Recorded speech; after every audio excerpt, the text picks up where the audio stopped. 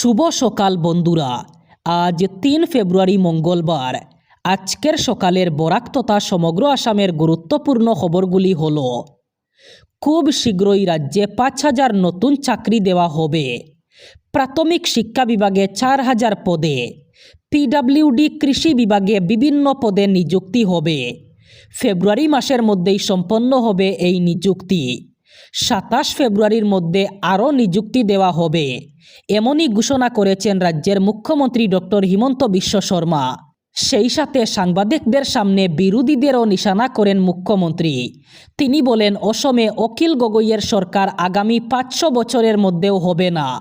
তাদের সরকার বাংলাদেশে অথবা পাকিস্তানে হতে পারে। মন্তব্য মুখ্যমন্ত্রী ডক্টর হিমন্ত বিশ্ব শর্মার। তিনি বলেন, বিজেপি এবং এজিপি একই। বিজেপি এবং এজিপির মধ্যে কোনো পার্থক্য নেই।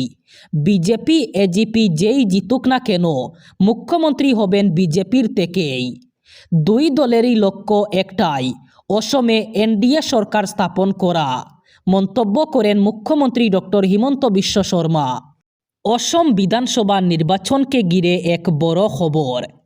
আগামী ৭ ফেব্রুয়ারি পূর্ণাঙ্গ নির্বাচন কমিশন অসমে আসছে। ২ দিনের সফরসূচি নিয়ে নির্বাচন কমিশন ৭ এবং ৮ ফেব্রুয়ারি অসমে অবস্থান করবে। এই সফরকালে নির্বাচন কমিশন শাসক এবং বিরোধী রাজনৈতিক দলের নেতৃত্বের সঙ্গে আলোচনায় বসবে। পাশাপাশি অসম সরকারের সঙ্গেও আলোচনা করবে কমিশন। অসম সফর শেষে দিল্লিতে ফিরে গিয়ে নির্বাচন কমিশন নির্বাচনের নির্ঘণ্ট ঘোষণা করবে।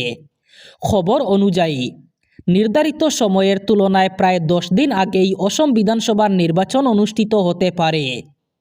২০২১ সালের নির্বাচনের তুলনায় এবার ৮-১০ দিন আগেই নির্বাচনী সূচি ঘোষণা হওয়ার সম্ভাবনা রয়েছে।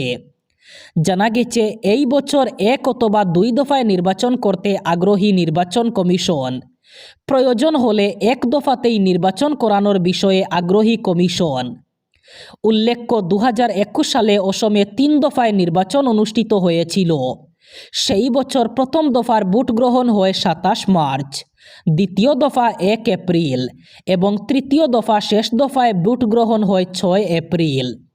দক্ষিণ হাইলাকান্দির দামছড়া এলাকায় গতকাল সকাল থেকে উচ্ছেদ অভিযান শুরু করেছে হাইলাকান্দি বন বিভাগ।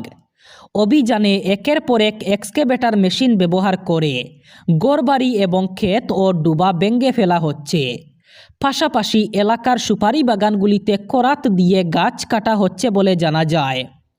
পরিস্থিতির প্রেক্ষিতে আইন শৃঙ্খলা বজায় রাখতে হাইলাকান্দি জেলা ম্যাজিস্ট্রেট অভিষেক জৈন জেলায় ১৬৩ ধারা জারি করেছেন। এই আদেশ অনুযায়ী সভা, মিছিল, সামাজিক মাধ্যমে উত্তেজনাকর পোস্ট এবং রাস্তায় একসঙ্গে ৫ জনের বেশি জমায়েতের উপর সম্পূর্ণ নিষেধাজ্ঞা আরোপ করা হয়েছে।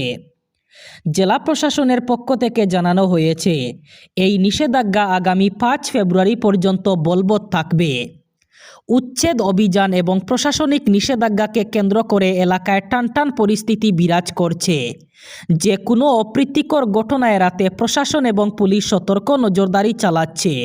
বরাক উপত্যকার ৩ জেলার অন্যতম কাটিগড়ায় অনুষ্ঠিত কংগ্রেসের সভায় প্রত্যাশিত সংখ্যক জনসমাগম না হওয়ায় ২৬-এর বিধানসভা নির্বাচনে কংগ্রেস বরাকে আদৌ খাতা খুলতে পারবে কিনা এ নিয়ে প্রশ্ন উঠেছে।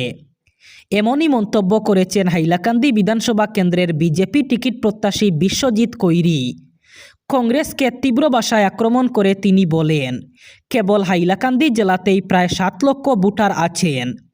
পাশাপাশি কাছাড় এবং করিমগঞ্জ জেলায়ও লক্ষাধিক ভোটার বসবাস করেন। অথচ গৌরব গগৈর সভায় উপস্থিত জনতার সংখ্যা ছিল মাত্র ১০ থেকে ১২,০০০। তার দাবি, সভায় উপস্থিত অধিকাংশ মানুষই ছিলেন আলগাপুর এবং কাটলিছড়া এলাকার। বরাকের অন্যান্য বিধানসভা কেন্দ্র থেকে উল্লেখযোগ্য কোনো উপস্থিতি দেখা যায়নি। তার বক্তব্য, কংগ্রেসের শীর্ষ নেতার উপস্থিতিতেও যখন এত কম মানুষের সমাগম হয়, তখন দলটি কতটা লাভবান হবে তা রাজ্য নেতৃত্ব ও সাধারণ ভোটারদের বুঝতে আর বাকি নেই। গৌরব গগৈয়ের প্রসঙ্গ টেনে তিনি বলেন, বরাকে ৭-৮টি আসন জয় করে কংগ্রেস সরকার গঠনের যে স্বপ্ন দেখছে, তা স্বপ্নই থেকে যাবে।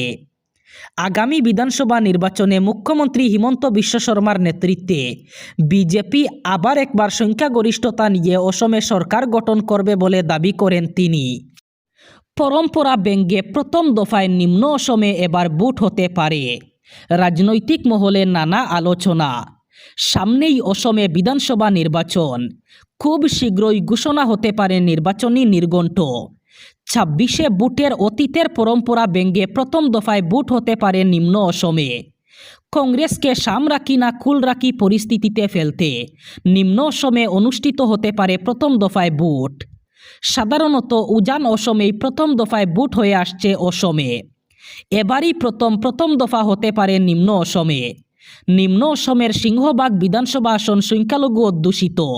বিজেপির অঙ্ক তুষ্টিতে। মেয়াদ তুষ্টিকরণে কংগ্রেসকে ফাঁসিয়ে উজান অসমে ফায়দা তুলতে পারে ক্ষমতাসীন বিজেপি। প্রথম দফায় নিম্ন অসমের ধুবড়ী, বরপেটা, গোয়ালপাড়া, নোয়াগাঁও এবং দক্ষিণ শালমারায় ভোট অনুষ্ঠিত হতে পারে বলে ধারণা অভিজ্ঞ মহলের। সংখ্যালঘু অধ্যুষিত অঞ্চলে ভোটে জিততে হলে সংখ্যালঘু কেন্দ্রিক রাজনীতি করতেই হবে কংগ্রেসকে। তুষ্টিকেই ফাঁদ করতে চায় বিজেপি। মেয়াদ তুষ্টিকরণে কংগ্রেসকে ফাঁসিয়ে উজান অসমে এক পেশে ফায়দা তোলার মতলব ক্ষমতাসীনদের। সংখ্যালঘু আসন জিততে গিয়ে হিন্দুদের প্রত্যাখ্যানের মুখে পড়তে পারে গগৈ শিবির। সরকার পক্ষের গোপন এজেন্ডাতেই স্পষ্ট, রাজ্যে শক্তি বাড়িয়েছে বিরোধীরা। কংগ্রেসকে রুখতে কৈফিয়ত রাখবে না বিজেপি। আপাতত এমনই গোপন পরিকল্পনা নিয়ে চর্চা শুরু হয়েছে রাজনৈতিক মহলে। রাজ্যের সরকারি কর্মচারীদের জন্য এবার ভালো খবর দিলেন মুখ্যমন্ত্রী ডক্টর হিমন্ত বিশ্ব শর্মা। এবার থেকে প্রয়োজন সাপেক্ষে রাজ্যের সরকারি কর্মচারীরা পেতে পারেন অ্যাডভান্স স্যালারি। মাসের মাঝে অ্যাডভান্স স্যালারি লাভ করতে পারবেন সরকারি কর্মচারীরা। সরকারি কর্মচারীরা মাসের 1 তারিখের আগেই পেতে পারবেন স্যালারি। রাজ্যের সরকারি কর্মীদের আর স্যালারির জন্য টেনশন করতে হবে না। 7 থেকে 10 দিন আগেই স্যালারি লাভ করতে পারবেন কর্মচারীরা। তাদের কেবলমাত্র দিতে হবে 1% সুদ।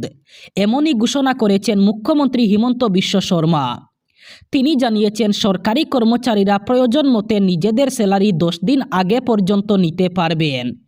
এর জন্য তাদের দিতে হবে ন্যূনতম সুদ। যে তারিখে তারা স্যালারি পাবেন সেই তারিখে একসঙ্গে তারা টাকা পরিশোধ করেন অথবা 1 বছরের ভিতরে কিস্তি দিয়েও এই স্যালারি ঘুরিয়ে দিতে পারবেন। স্যালারি পাওয়ার পর ঘুরিয়ে দিলে সুদের হার কম হবে এবং কিস্তি হিসাবে দিলে সুদ একটু বেশি হতে পারে বলে মন্তব্য করেন মুখ্যমন্ত্রী। কেন্দ্রীয় বাজেট পেশের আগেই স্থানীয় বাজারে খিলি পান মশলা, জর্দা এবং সিগারেটের দামে উল্লেখযোগ্য বৃদ্ধি দেখা গেছে। শুধু তাই নয়, নিষিদ্ধ গুটখার দামও সাধারণ মানুষের নাগালের বাইরে চলে গেছে। বরাক উপত্যকার বিভিন্ন প্রান্তে প্রথমে কিছু দোকানে খিলিপানের দাম বাড়লেও অনেক দোকানি তখনও পুরনো দামে বিক্রি করছিলেন। তবে গত 2-3 দিনে প্রায় সব দোকানেই একই হারে দাম বৃদ্ধি কার্যকর হয়েছে। বর্তমানে বাংলাপাতা পান এবং 120 জর্দা দিয়ে তৈরি খিলিপানের দাম নির্ধারিত হয়েছে 15 টাকা, আর মিঠা পাতা পান দিয়ে বিক্রি হচ্ছে 20 টাকায়। ফলে প্রতিটি পানে 5 থেকে 8 টাকা পর্যন্ত দাম বেড়েছে। একইভাবে গুটখার দামেও বৃদ্ধি লক্ষ্য করা যাচ্ছে। দোকানিদের মতে 100টি বাংলা পানের দাম এখন 400 টাকা থেকে 500 টাকা, আর মিঠা পাতা পানের ক্ষেত্রে 100টির দাম 2500 থেকে 2700 টাকা। বাবা কোম্পানির 200 গ্রাম ওজনের 120 জর্দার দাম আগে ছিল 2700 টাকা, বর্তমানে তা বেড়ে দাঁড়িয়েছে 3000 টাকায়। পাশাপাশি অন্যান্য মশলার দামও বেড়েছে। গুটখার ক্ষেত্রে 36টি টাকা এক প্যাকেটে 30 থেকে 40 টাকা পর্যন্ত দাম বৃদ্ধি পেয়েছে বলে জানা যায়। দোকানিদের দাবি, উৎপাদন এবং সরবরাহ খরচ বাড়ার কারণেই এই মূল্যবৃদ্ধি অনিবার্য হয়ে উঠেছে। তবে বাজেটের আগেই এমন দাম বৃদ্ধি সাধারণ ক্রেতাদের জন্য নতুন চাপ তৈরি করেছে বলে সচেতন মহলের দাবি। দাম বৃদ্ধির কারণে ভোক্তাদের মধ্যে অসন্তোষও বাড়ছে। এবার বরাক উপত্যকার 3 জেলার আজকের আবহাওয়ার খবর। আজ 3 ফেব্রুয়ারি মঙ্গলবার বরাক উপত্যকার 3 জেলায় ঠান্ডা কম থাকার সম্ভাবনা। আজ শিলচর কাছাড়ে সর্বোচ্চ তাপমাত্রা থাকবে 28 ডিগ্রি সেলসিয়াস এবং সর্বনিম্ন তাপমাত্রা থাকবে 14 ডিগ্রি সেলসিয়াস। শ্রীভূমি করিমগঞ্জে আজ সর্বোচ্চ তাপমাত্রা থাকবে 27 ডিগ্রি সেলসিয়াস এবং সর্বনিম্ন তাপমাত্রা থাকবে 14 ডিগ্রি সেলসিয়াস। একইভাবে হাইলাকান্দি জেলায়ও আজ সর্বোচ্চ তাপমাত্রা থাকবে 27 ডিগ্রি সেলসিয়াস এবং সর্বনিম্ন তাপমাত্রা থাকবে 14 ডিগ্রি সেলসিয়াস। এই ছিল আজকের সকালের গুরুত্বপূর্ণ খবরগুলি। ভিডিওটি অবশ্যই লাইক করবেন এবং চ্যানেলটি সাবস্ক্রাইব করবেন।